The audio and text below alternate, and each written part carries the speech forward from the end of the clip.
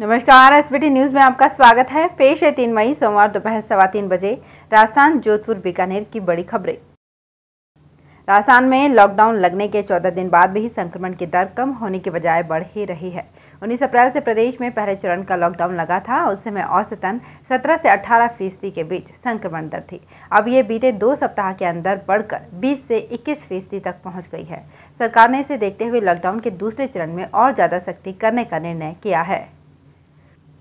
सरकार ने सूचना का अधिकार अधिनियम में मांगी जाने वाली जानकारी देने का समय भले ही 1 महीना तय कर रखा है, लेकिन विधानसभा में माननीयों के पूछे जाने वाले सवाल के जवाब मिल जाएं, इसकी कोई गारंटी नहीं है।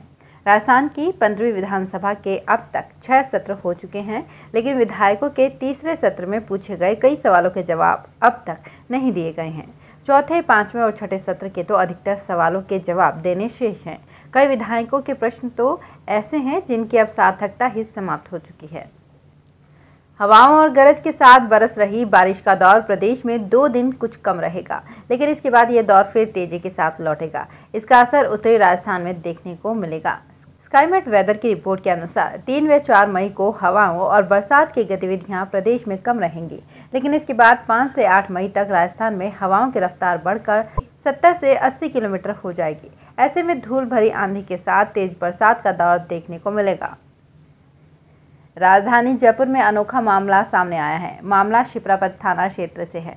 2 दिन पहले थाना पुलिस ने ऑक्सीजन सिलेंडर्स की कालाबाजारी करने वाले गिरोह को पकड़ा था और उनके पास से करीब 2 दर्जन से भी ज्यादा ऑक्सीजन सिलेंडर बरामद किए थे।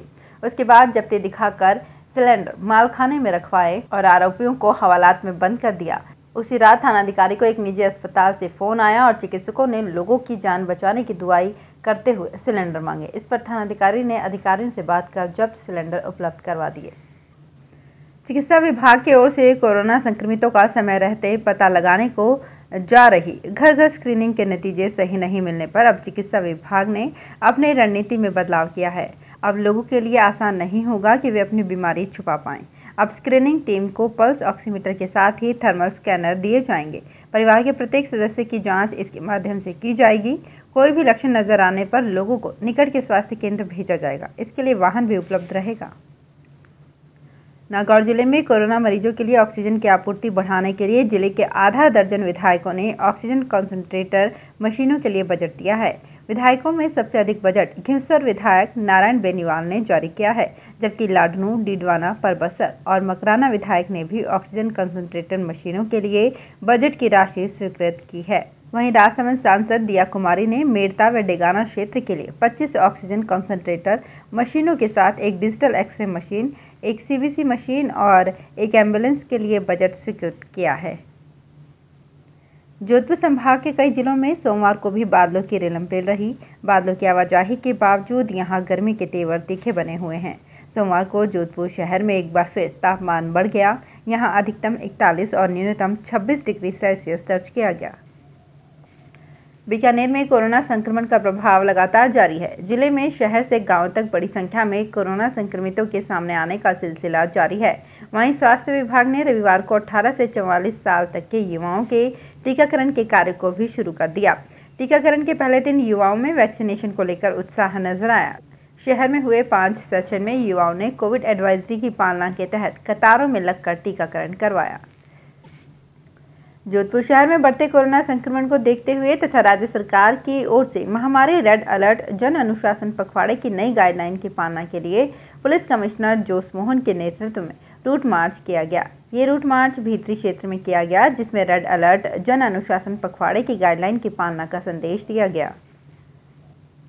बीकानेर में महामारी की मार ऐसी पड़ी है कि हर ओर ऑक्सीजन बेड, दवा के लिए हाहाकार मचा है। कोरोना मरीजों की स्थिति बिगड़ने पर दूर दराज से परिजन शहर की ओर भागते हैं। हॉस्पिटल पर अप्रत्याशित लोड बढ़ा है। नर्सिंग स्टाफ हो या अन्य स्टाफ बिना अवकाश के लगातार काम कर रहे हैं। दबाव इतना बढ़ गया है कि अस्पताल कर्मियों को घर जाने का मौका नहीं मिल पा रहा है। इसी हालात को देखते हुए 4 दोस्तों ने मदद का मन बनाया। ये लोग जरूरतमंदों को समय से गर्म और ताज़ा खाना उपलब्ध करवा रहे हैं। जोधपुर में कोरोना की दूसरी लहर में ऑक्सीजन की भारी कमी को देखते हुए भामाशाह आगे आकर लोगों की सांसों को सबल देने के लिए ऑक्सीजन प्लांट लगा रहे हैं। इसी कड़ी में जिला कलेक्टर इंद्रजीत सिंह को भामाशाह द्वारा ऑक्सीजन प्लांट के लिए राशि सुपुर्द की गई। जोधपुर जिला प्रशासन के निर्देशन में चिकित्सा एवं स्वास्थ्य विभाग की ओर से जिले भर में होम आइसोलेशन में रहने वाले कोरोना संक्रमित मरीजों को घर बैठे स्वास्थ्य सेवाएं सुलभ हो सकेंगी। इसके लिए ब्लॉक वाइज हेल्प डेस्क का गठन किया गया है। मुख्य चिकित्सा एवं स्वास्थ्य अधिकारी डॉक्टर बलवंत मंडा ने बताया कि जिले के 10 ब्लॉक में एक हेल्प डेस्क स्थापित की गई है, जहां चिकित्सक अपने संबंधित ब्लॉक के होम आइसोलेशन में भर्ती कोरोना संक्रमित मरीजों को मोबाइल पर चिकित्सकीय परामर्श दे रहे हैं। जोधपुर शहर विधायक मनीषा पवार ने कोरोना संक्रमण की दूसरी लहर से प्रभावितों की सहायता एवं कोविड-19 आपदा से निपटने के लिए विधायक स्थानीय क्षेत्र विकास योजना से 40 लाख रुपए की राशि आईसीयू बेड की स्थापना के लिए डॉक्टर एसएन मेडिकल कॉलेज के लिए स्वीकृत किए हैं। विधायक पवार ने बताया कि डॉक्टर एसएन मेडिकल कॉलेज के प्रधानाचार्य इस राशि से नए आईसीयू बेड लगाने की व्यवस्था करेंगे। बीकानेर अंचल में रविवार दोपहर आई बारिश ने तेज गर्मी से राहत दिलाई। वहीं ग्रामीण क्षेत्र में ओले गिरे तो आकाशीय बिजली गिरने से 2 दर्जन के करीब भेड़ बकरियों की मौत हो गई। दिन खुलने के साथ ही बादलों की आवाजाही चल रही थी। धूप छांव का दौर दोपहर तक चलता रहा। 2 बजे के करीब बादल पूरी तरह से छा गए। थोड़ी देर में मेघ गर्जन के साथ बारिश शुरू हो गई। ये सिलसिला थोड़ी देर चला। शहरी क्षेत्र में कहीं हल्की तो कहीं बूंदाबांदी हुई। जोधपुर शहर में बढ़ते कोरोना के संक्रमण को देखते हुए केंद्रीय मंत्री गजेंद्र सिंह शेखावत चिकित्सा अधिकारियों और जिला प्रशासन के अधिकारियों से लगातार फीडबैक ले रहे हैं। केंद्रीय मंत्री ने ऑक्सीजन की उपलब्धता को लेकर बोरानाड़ा से जोधपुर गैसेस के प्लांट का अवलोकन भी किया। तो फिलहाल इस बुलेटिन में इतना ही। फिर हाजिर होंगे कुछ और बड़ी खबरों के साथ। एसबीटी न्यूज के और भी वीडियोस को देखने के लिए हमारे चैनल को सब्सक्राइब करें और नोटिफिकेशन पाने के लिए बेल आइकन को प्रेस करें।